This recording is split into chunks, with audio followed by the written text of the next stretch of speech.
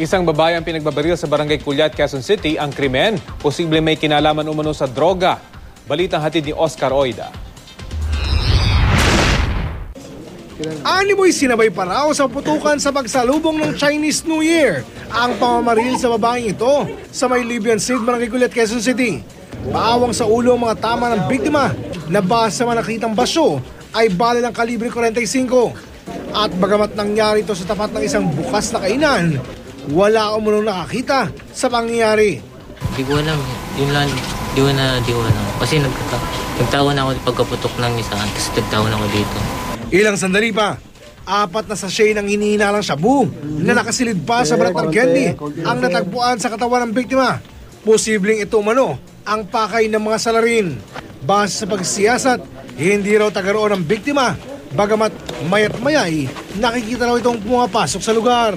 Sabi dyan, narinig ko lang siya bulong-bulungan na ano lang dyan. May kasama siya, dinala raw sa hospital. Yun lang. May tama po? Saan po yung May tama daw siya pa. Onsehan sa droga ang isa sa mga tinitingnang anggulo ng investigasyon.